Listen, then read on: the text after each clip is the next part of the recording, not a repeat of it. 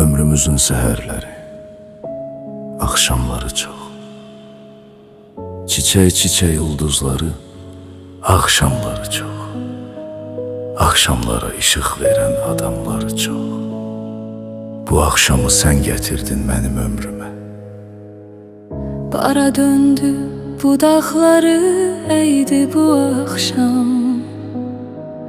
Min səhərin ləzzətinə dəydi bu axşam. Bir gözələ könül vermiş bəydi bu axşam. Bu axşamı sən gətirdin mənim ömrümə. Bara döndü budaqları əydi bu axşam. Min səhərin ləzzətinə dəydi bu axşam.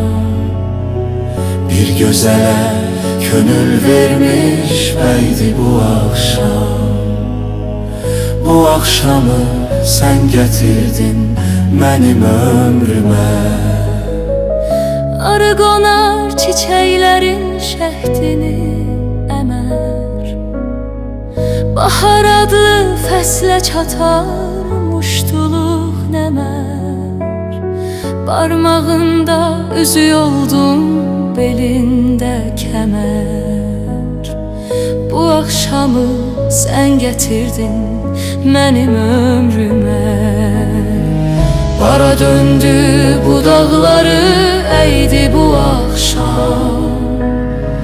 Min səhərin ləzzətinə dəydi bu axşam. Bir gözələ könül vermiş bəydi bu axşam. Bu axşamı sən gətirdin mənim ömrümə. Arı qonar çiçəklərin şəhdini əmər.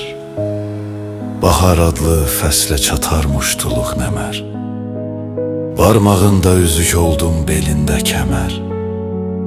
Bu axşamı sən gətirdin mənim ömrümə. Bara döndü budaqları əydi bu axşam. Min səhərin ləzzətinə dəydi bu axşam. Bir gözələ könül vermiş bəydi bu axşam. Bu axşamı sən gətirdin mənim ömrümə.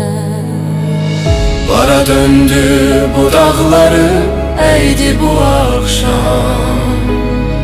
Min səhərin ləzzətinə dəydi bu axşam.